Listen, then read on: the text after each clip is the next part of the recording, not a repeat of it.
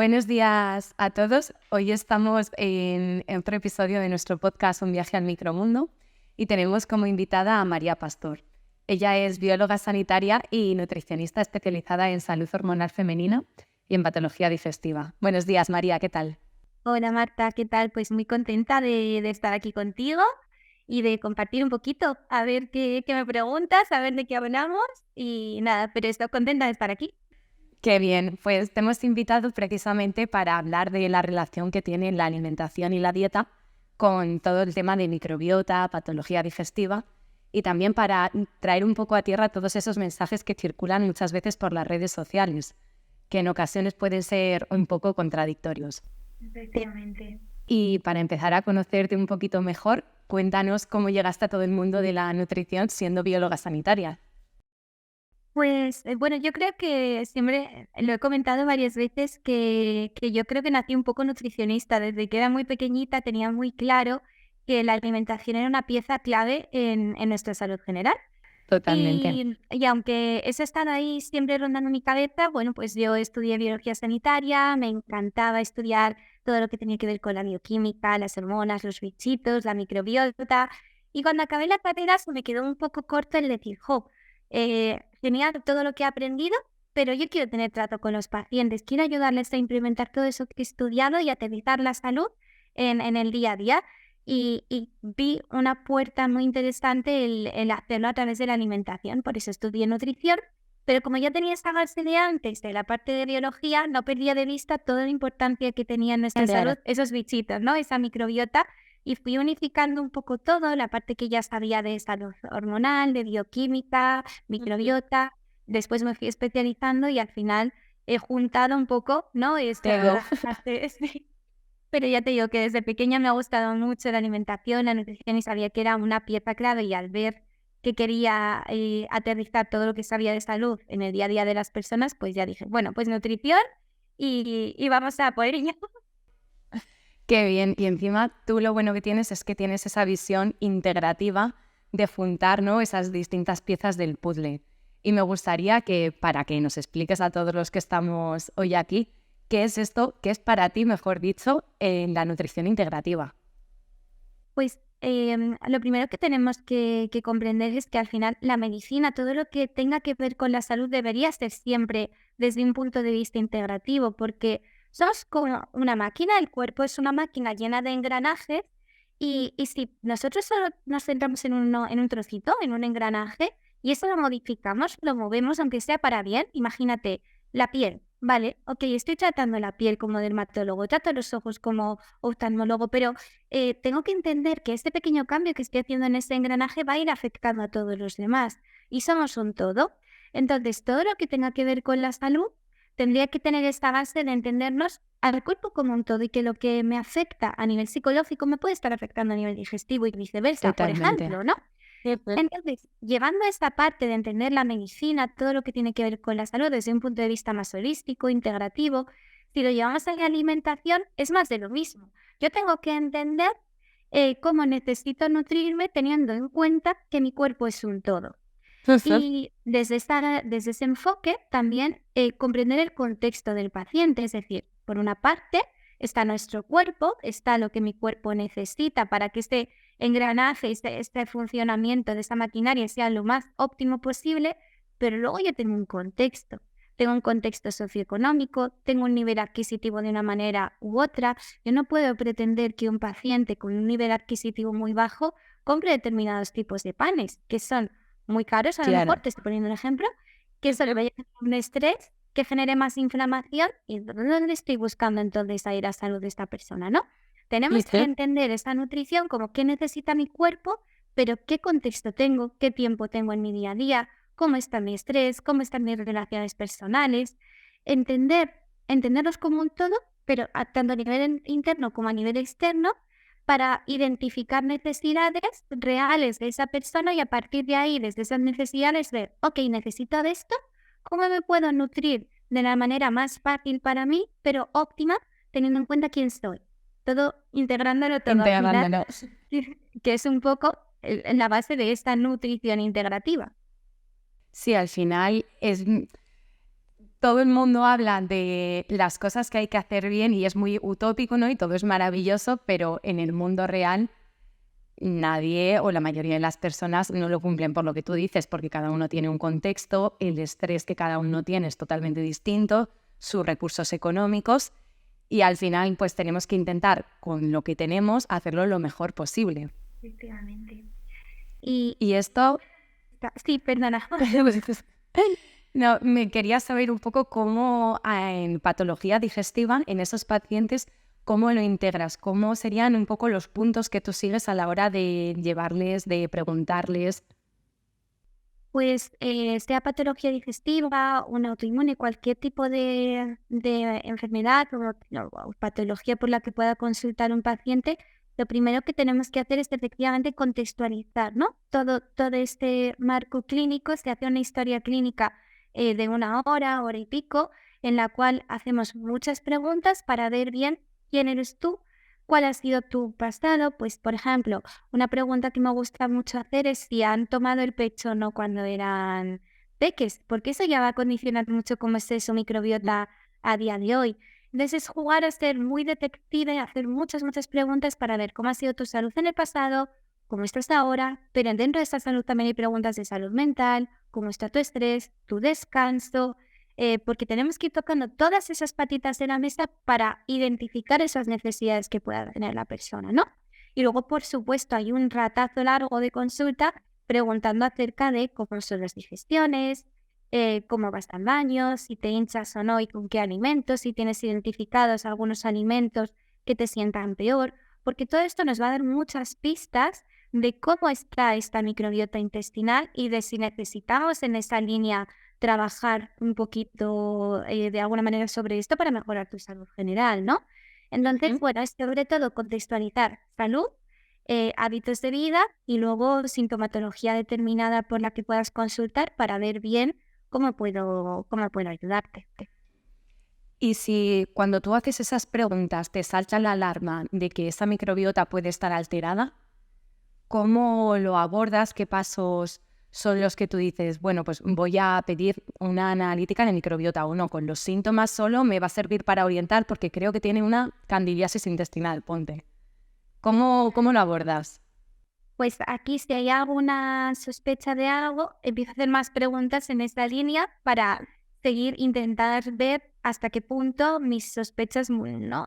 tienen Sí. sentido o no. Y muchas veces necesitamos apoyarnos de pruebas complementarias específicas. ¿Por qué digo complementarias? Porque complementan. Lo más importante siempre es lo que nos dice el paciente y la sintomatología que Totalmente. presenta. Aparte de esto, luego tenemos esa complementariedad que puede ser desde pedir un test de aliento para descartar un sobrecrecimiento bacteriano o apoyarnos en un test de microbiota fecal que nos va a aportar muchísima información acerca de cómo están estos bichitos con nombre y apellidos de nuestra microbiota intestinal y a partir de ahí ver, oye, que es que tiene mucho sentido, tiene las bacterias productoras de moco una quermancia muy bajita, pues vamos a trabajar en esa línea porque vas a mejorar un montón, o tienes las proteolíticas muy altas o una candidiasis intestinal que puede estar relacionada con esa cándida de repetición a nivel vaginal que no paraba de presentar este paciente. Eso, siempre que se pueda, y veamos que puede ser necesario pedirlo, nos va a aportar muchísima información, pero hay veces que desgraciadamente no se puede solicitar o el paciente no se lo puede permitir económicamente o está en un tratamiento antibiótico por un proceso dermatológico determinado y no, si estás tomando antibióticos no puedes hacer el test. ¿Qué hacemos en esos casos?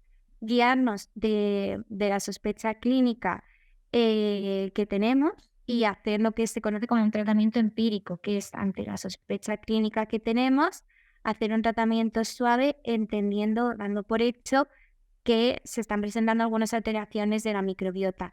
Aquí tenemos que ser muy cautelosos, ¿no? De decir, vale, no tengo una confirmación de Claro. esta sospecha, lo voy a hacer todo de una forma muy suave, pero si el paciente va respondiendo bien y va mejorando sus digestiones, por ejemplo, bueno, pues sabemos que ya estamos ayudando en esa línea. Ahora bien, siempre que se pueda confirmar una sospecha clínica con esta prueba complementaria, sea una analítica de sangre en determinados escenarios, si tengo la sospecha de un problema de tiroides, por ejemplo, o si tengo una sospecha de SIBO y he hecho un test de aliento, o si tengo una sospecha de una desregulación de mi microbiota intestinal o de que haya una parasitosis y necesito comprobarlo, pues siempre que se pueda vamos a intentar tener estas pruebas con nosotros para también ver de dónde partimos, qué necesitamos y luego si se ha solucionado o no el problema por el que consultábamos.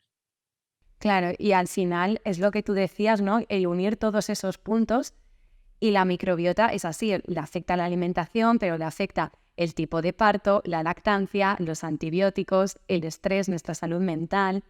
Entonces es como unir todo ese concepto integrativo en la microbiota y en el intestino, mejor dicho, ¿no? En ese epicentro. Justo, eso es. Y volver al somos un todo. Totalmente. Y yo, María, pues quería seguir hablando de ese bombardeo que hay en redes de información de hacer ayuno intermitente es bueno, sí o no, o dieta keto, dieta sin gluten. Y en la alimentación al final no es todo blanco o negro, hay una gran escala de grises. Pero bueno, como por apuntar un poquito más, en un proceso de disbiosis, ¿hacer ayuno intermitente podría ser beneficioso? Pues todo depende, es como depende mucho de cada caso particular. Lo que todos tenemos que entender sí o sí, que hay un reposo intestinal nocturno suficientemente largo, de al menos unas 10 horas, es necesario. Y que espaciar las comidas a lo largo del día también es necesario, porque si estoy comiendo todo el rato, no dejo un tiempo suficiente de limpieza para que Claro. el complejo motor migratorio, que es como ese barrendero, ese, ¿no? Que va pasando y va limpiando nuestros intestinos para que todo quede limpito y todo pueda seguir funcionando bien, no pasa porque cada vez que yo vuelvo a comer, todo este proceso de limpieza se paraliza. Entonces necesitamos un reposo entre comidas, eso está claro, y necesitamos un reposo nocturno suficientemente largo para que luego nuestra salud intestinal se pueda optimizar. Si no dejo que se limpien las cosas, ¿cómo voy a arreglar una alteración en mi microbiota? ¿Cómo voy a ayudar a que los malos bajen y los buenos suban si esa limpieza no se da? Ahora bien, el ayuno intermitente como tal, entendido como un número determinado de horas mucho más extenso, más allá de estas 10 horas, el evitar el desayuno y ya pasarnos directamente a la comida, pues es que depende mucho de cada caso particular. Si a ti te gusta desayunar, te levantas con apetito, te apetece, te sienta bien, ¿por qué no vas a desayunar? No estaré Totalmente. favoreciendo tu salud si yo te obligo sí o sí a evitar ese desayuno. Y luego también depende mucho de cada día, no solo de cada persona, sino de cada día, porque a mí me puede apetecer mucho desayunar 4 días y llega el quinto de la semana y por lo que sea me levanto, que no me apetece, que no tengo hambre, que me siento un poquito más hinchado o aunque no esté hinchado, sencillamente escucho a mi cuerpo y veo que ese día no me lo está pidiendo tanto. Aquí tenemos que pivotar mucho hacia nosotros y ver realmente qué es lo que nos sienta mejor y no escuchar tanto ese ruido de las redes sociales, porque si no, no comeríamos de nada. El pescado tiene mercurio, la carne sube las bacterias proteolíticas, los lácteos son malos, el gluten también, las legumbres tienen antinutrientes. ¿Y qué vas a hacer? Y dices, vale, ¿qué narices como, no? Entonces, Claro. un poco desde una base de, oye, me estoy alimentando suficientemente bien de base y a mí que me va sentando bien, ¿cómo me encuentro yo mejor? Pues lo mismo un poco con el tema del ayuno. Un reposo intestinal, sí, un ayuno intermitente como tal, ya dependerá de cada caso. Y aquí también tener mucho cuidado con los posibles trastornos de la conducta alimentaria. Tenemos que ver mucho a quién tenemos delante para Claro. recomendar según qué cosa. Y también no es tanto el hacer desayunos sí o no, sino el qué desayunamos. Que la industria alimentaria, ¿no?, nos ha vendido que tenemos que desayunar un café con leche, un colacao y unas galletas. ¿Y por qué? Si el desayuno al final es una comida, igual que la comida y que la cena, ¿por qué vamos a desayunar bollería, por ejemplo? Entonces, para mí también es eso de romper el ayuno con esos alimentos, pues lo mismo no es lo más indicado. Hay otras 1000 opciones que se pueden hacer y podemos montar un desayuno ideal que sea suficientemente nutritivo, adaptado, pues por ejemplo, a una dieta baja en FODMAPs, una dieta baja en histamina. Y lo mismo sí que podemos atrasarlo un poquito para llegar a ese tiempo de reposo y no tenemos por qué elegir entre unas cosas y otras. Obviamente, sí.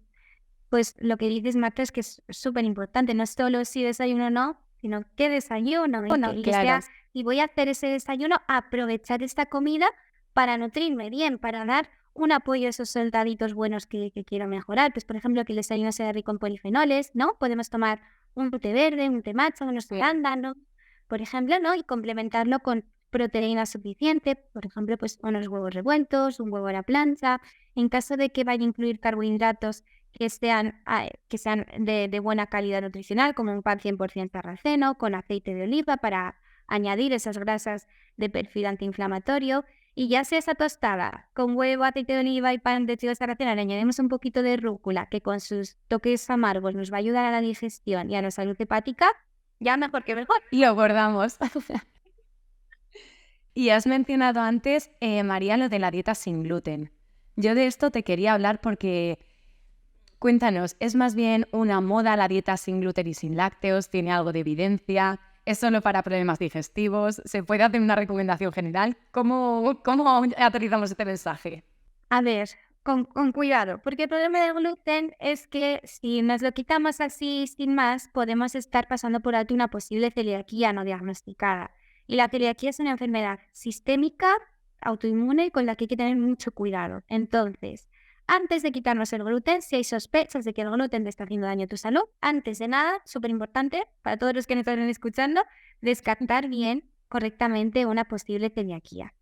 Si eres celíaco, por supuesto el gluten, adiós ya, para siempre jamás, trazas incluidas. Pero si no eres celíaco, aquí ya tendremos que ver gluten sí o no. Pues otra vez depende, ¿no? Porque ¿qué va a ser mejor? Un pan con gluten pero de espelta fermentada, de una panadería buena, integral, o un pan tipo de molde sin gluten, refinado, industrial. Pues obviamente no nos decantaríamos en caso de que el gluten no te haga daño por este primer pan indicado, ¿no? No es tanto el que tenga o no gluten, sino la calidad de este carbohidrato que me estoy llevando a la boca. Ahora bien, en muchos problemas digestivos, por ejemplo, una hiperpermeabilidad intestinal o en casos de sobrecrecimiento bacteriano, disbiosis, que necesiten durante un tiempo una alimentación más baja en FODMAPs, sí que es cierto que el gluten va a fermentar más y va a generar más sintomatología digestiva en muchos pacientes. En ese caso, bueno, pues vamos a elegir opciones sin gluten, pero de buena calidad nutricional. No perder de vista el que este pan que elijamos, poniendo el ejemplo del pan, o esos cereales que vayamos a incluir, ok, sin gluten, pero de buena calidad. Claro. Y creo que esto es más importante, poner el foco en si necesito o no retirar ese gluten y en caso de retirarlo, qué tipo de alimentos estoy incluyendo, ¿no? Es cierto que el gluten, si bien es cierto que no es que sea el mal, lo que está causando todos los males de la sociedad, que a veces parece que es eso, ayuda mucho a reducirlo en muchos escenarios y no solo digestivos, sino también autoinmunes. Por ejemplo, en un hipotiroidismo de Hashimoto se sabe que el reducir el gluten también favorece que los anticuerpos que están atacando, esos soldaditos que están atacando de forma inadecuada mi tiroides, bajen, ¿no? Entonces, bueno, pues sí que sería interesante en muchos escenarios reducirlo. Y con los lácteos, que también hay como un boom de, sobre todo los de vaca, están ahora mismo súper demonizados. Y hay un poco de confusión, yo creo, en la población sobre qué da problemas, si da problemas la lactosa o la proteína láctea. ¿Nos lo podrías aclarar? Por un lado tenemos la lactosa, que es el azúcar de la leche, que esto suele generar muchos problemas digestivos en muchos pacientes, ¿no? Genera distensión abdominal, hace que vayas al baño con heces más blandas, en caso de que la lactosa no te siente bien. Y pasa mucho porque según vamos cumpliendo años, muchos de nosotros vamos perdiendo actividad de una enzima, de unas tijeritas que se encargan de hidrolizar esta lactosa. Hay otras personas que, sin embargo, mantienen estas tijeritas intactas o si no intactas, por lo menos suficientemente funcionantes, lo que va a hacer que podamos digerir mejor o peor esta lactosa. Entonces eso lo vamos a ver mucho en la digestión. Oye, me hincho, voy al baño de una manera diferente cuando tomo lácteos, ¿cómo me sientan en general? Y eso nos va a poder hacer elegir entre alimentos con o sin lactosa. Ahora bien, eso sería como la parte que tiene que ver con el azúcar, pero luego están las proteínas de la leche. La proteína de la leche de vaca, las caseínas, que es lo que ahora mismo estamos viendo que genera más inflamación con respecto a otro tipo de lácteos de un mamífero pequeño, como puede ser lácteo de cabra o de oveja, por ejemplo, que tienen las proteínas, unas caseínas más pequeñitas, que van a ser mejor toleradas por nuestro sistema inmune, ¿vale? Ahora, tenemos que evitar entonces la lactosa, las caseínas. ¿Qué hacemos? Pues tenemos que intentar no abusar de las proteínas de leche de vaca, porque sí que es cierto que estas caseínas, estas proteínas más grandecitas, más gorditas, por un lado, a nivel digestivo nos pueden alterar la permeabilidad intestinal, nos pueden hacer que determinados procesos no vayan del todo bien, pero sobre todo van a favorecer, si lo consumimos en exceso, que haya más inflamación y que nuestro sistema inmune, bueno, pues se pueda ver un poquito alterado, sobre todo en determinados escenarios de enfermedades autoinmunes, ¿no? Pero si tú no tienes ningún problema digestivo, te sienta bien la leche, no tienes problemas de autoinmunidad y te gusta mucho, tampoco hay que demonizar un alimento de por sí. Lo que no puede ser es que consumas todo el rato lácteos de vaca y dejes de consumir otros alimentos más interesantes a nivel nutricional, o que ya no consumas pescado, o que sean las bases de tus proteínas sí o sí todo leche de vaca, ¿no? Mi consejo general, en caso de que toleres la lactosa, es que vamos a no abusar de los lácteos de vaca, a evitarlos en escenarios concretos si fuera necesario, y luego priorizar siempre que vayamos a consumir lácteos, si nos gusta y nos sienta bien, lácteos fermentados como yogures, quesos, y que sean preferiblemente de mamífero pequeño como cabra o oveja. Genial, tomamos nota de ese consejo. Y ahora, de cara a las Navidades, que vienen todas las copilonas, las cenas con familia, con amigos, para toda esa gente que esté llevando una dieta restrictiva, pues una dieta baja en FODMAP, baja en histamina, yo creo que les preocupa en especial esta época del año de qué hago con la dieta, qué pasará si me la salto, me voy a encontrar peor, voy a tirar por la borda todo el camino que llevo recorrido. Entonces, ¿qué pasaría, María, si se saltan la dieta en este mes? Pues depende mucho de cada caso, puede no pasar nada. Si tienes una alteración digestiva muy leve, estás mucho mejor, a lo mejor te hinchas un poquito, vas al baño de una manera un poquito diferente, o efectivamente el saltarte la pauta nutricional que se te ha recomendado puede generar mucha molestia, mucha energía mental, muchas molestias digestivas. Entonces, lo primero que tenemos que ser conscientes es, oye, ¿cómo estoy yo y de qué punto parto? Porque si estoy en un proceso digestivo, de salud muy delicado, estoy muy mal, en un brote de colitis ulcerosa muy acusado, por ejemplo, ¿no? Tienes que ver de dónde partimos. Y a partir de ahí decir, ok, pues como estoy en esta situación actual, ¿qué tengo que evitar sí o sí? A mí me gusta mucho en consulta decir, vale, para mejorar tu cuadro digestivo, tenemos que tener cuidado con A, B y C. Pero tenemos que tener mucho cuidado de todo esto con A, por ejemplo, ¿no? Entonces, Vale. en consulta también es bueno como paciente preguntar, oye, ¿qué cosas tengo que tener muchísimo cuidado con ellas, sí o sí? Porque con lo demás, si soy flexible, ¿hasta qué punto va a haber un problema o no? Entonces, informarnos como pacientes, empoderarnos para luego saber hasta qué punto con eso puedo ser un poco más flexible. Entender que nada es blanco o negro, que si un día como algo que me sienta un poquito peor, no pasa absolutamente nada porque no voy a haber tirado por la borda todo lo que ya he hecho.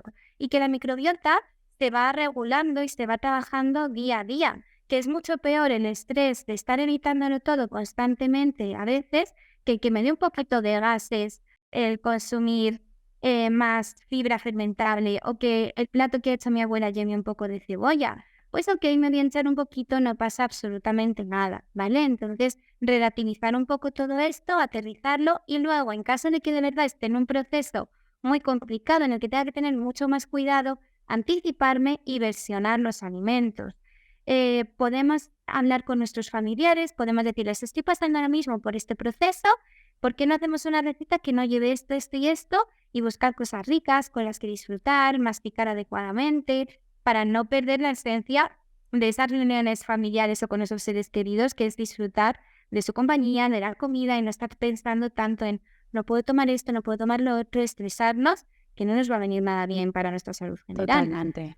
¿Y hay algún consejo que podamos poner en práctica para mejorar esas digestiones, para no sentirnos tan pesados, como son comidas pesadas, al final muchas veces hay reflujo, hay acidez? ¿Hay algo que nosotros podamos hacer, que tengamos en casa, que tengamos todos a mano, para mejorar esto? Pues lo que nos viene muy bien para estas comidas, tengamos problemas digestivos o no, es lo primero, masticar.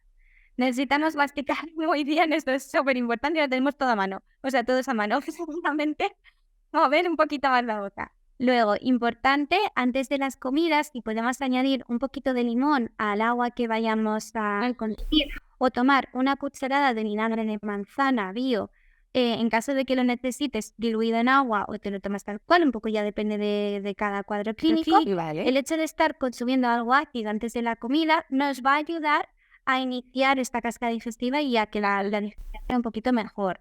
En el aperitivo de estas comidas un poco más copiosas, que haya algo amargo, desde una ensalada con rúcula, unas endivias, unas alcachofas, algo que con esos toques amargos vaya a estimular la funcionalidad hepatobiliar para también ayudarnos a hacer un poquito mejor la digestión. Y aparte de luego masticar, comer tranquilo y relajado, evitar beber alcohol durante estas comidas nos va a ayudar enormemente. Y no beber excesiva cantidad de cualquier líquido, aunque sea agua, durante la comida, porque si yo bebo mucha agua, diluyo mis enzimas digestivas, diluyo como estas tijeritas que me van a ayudar a trocear los alimentos, que al final no voy a hacer bien la digestión, ¿no? Entonces, evitar abusar del líquido durante la comida y cerrar estas comidas con una infusión digestiva, pues por ejemplo hierba luisa, nos puede ayudar mucho, una menta piperita, para favorecer toda esta digestión. En caso de que queramos tomar algo de fruta de postre después de una comida más copiosa, pues añadir piña o papaya, que también tienen enzimas digestivas, que son estas tijeritas de las que hablamos, nos va a ayudar también a digerir mucho mejor. Genial, pues yo creo que son consejos que a todos los que nos estén escuchando estas Navidades les van a venir súper bien. Y con todo esto, para mojarnos, que yo sé que no hay alimentos buenos y malos en sí mismos, pero 5 alimentos que tú digas, mira, es mejor que los evites porque a tu intestino no le sientan nada bien y vamos a quitarlos un periodo de tiempo de tu alimentación. Si tuvieras que coger 5, ¿cuáles serían? Bueno, lo primero, en general, para todo el mundo, todos aquellos alimentos con unas listas de ingredientes infinitas, porque al final, cuantos más aditivos estemos añadiendo ese alimento, menos natural va a ser y peor le va a sentar a nuestra microbiota intestinal. Entonces, es súper importante. Luego, el consumo de tóxicos como el alcohol es fundamental que lo evitemos, lo reduzcamos en la medida de lo posible, puesto que tampoco va a ser nada bueno para tu microbiota ni para tu salud general.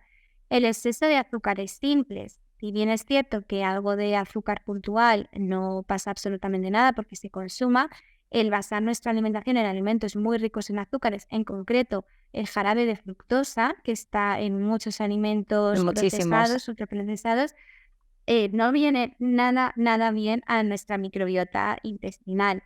Abusar de los cereales refinados, del trigo en general, del gluten, tampoco va a ser nada beneficioso en un proceso de mejoría de nuestra microbiota intestinal.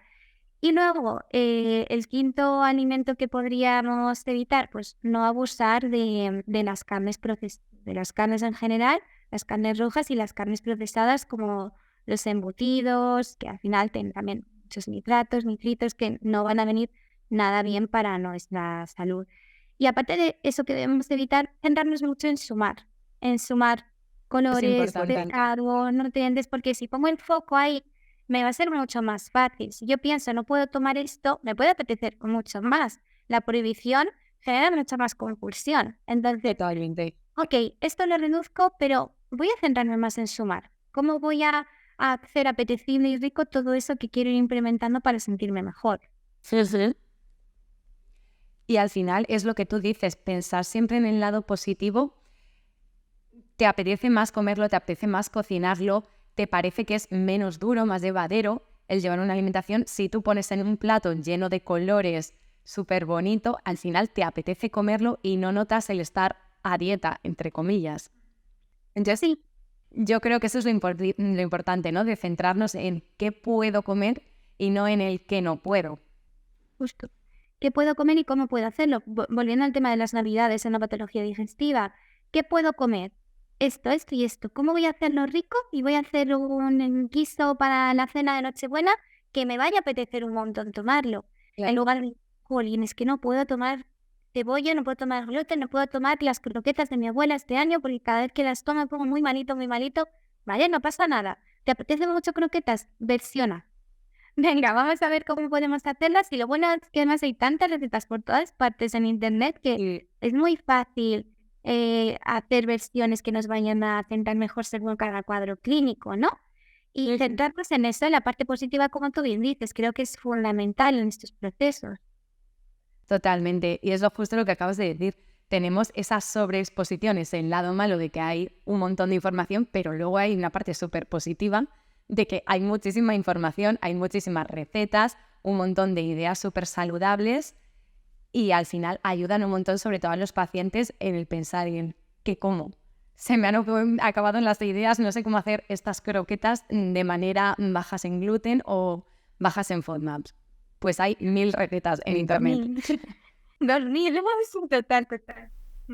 Y para ir acabando ya, María, me gustaría saber cómo les explicas a tus pacientes que la microbiota es un trabajo de fondo. No es me tomo esta pastilla y aquí se soluciona todo, es día a día, trabajar, cambiar hábitos. Pues piensa que tenemos unos 38 billones de microorganismos en nuestro intestino, o sea, es una barbaridad de bichitos pululando por nuestro cuerpo y obviamente tenemos que ser muy pacientes con que esto se vaya regulando. Si mi problema de salud viene de que hay una disbiosis, que hay una desregulación en estos bichitos de los malos con respecto a los buenos, no puedo pretender que de la noche a la mañana esto se vaya a regular teniendo en cuenta que son tantísimos. Esto es, necesitamos un tiempo, ¿no? Y además estos bichitos están condicionados por un montón de patitas que hemos ido comentando, como es mi estrés, mi descanso, mi exposición a tóxicos, si hago deporte o no, el contacto con la naturaleza, lo que como, los suplementos que me hayan podido pautar. Entonces, yo no puedo poner todo el peso en qué como y qué pastillas me tomo para que todo esto se regule, si no estoy tocando mi descanso, si sigo sin poner límites, si sigo sin que me dé un rayo de sol ni un solo día de mi vida, porque al final, volviendo a esa parte integrativa del principio del podcast, no me estoy ayudando y mi salud va a mejorar cuando vaya dando un poquito de luz a todas esas partes. Pero sin agobios, no puedo pretender empezar a dormir bien, a comer bien, a poquito a poco. ¿Qué es lo más importante? Es que duermo muy, muy mal. Vamos a empezar por ahí. Vamos a intentar estar un poquito más relajados mientras te vas tomando estos suplementos, mientras vas cambiando esta parte de tu alimentación. Entender que no somos un robot, que no se puede pasar del 0 al 100, ni en cambio de hábitos, ni en cambio en los estados de salud. Y que durante esta recuperación de este engranaje, muy despacito y con mucha paciencia, puede haber recaídas en la sintomatología, que esto también tenemos que ser muy conscientes de ello. Y no es porque hayas hecho algo mal. Y muchas veces me dicen, María, no sé qué he hecho, que esta semana he vuelto a tener diarreas. Bueno, pero venía de tener 5 años diarreas y ahora ya llevamos 2 meses sin. No pasa nada, porque es normal que durante esta recuperación de cualquier proceso digestivo haya momentos de pequeños. Efectivamente, porque se está regulando todo este engranaje, están batallando todos estos bichitos entre ellos.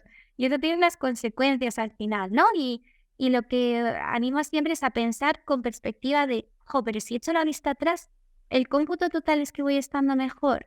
Genial, pues seguimos en esta línea.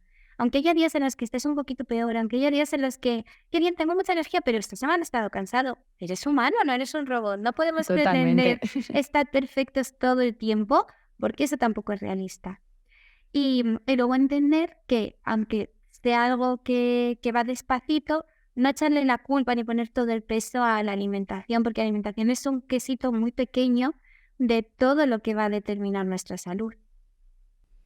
Al final es lo que tú has dicho, hay muchas patas, ¿no?, de la mesa y todo tiene que funcionar un poco en concordancia. Decir, es por esto que he comido es muy reduccionista. Al final hay 1000 factores que te pueden estar influyendo y a lo mejor ninguno de ellos está influyendo y has tenido diarrea porque te has comido algo en mal estado.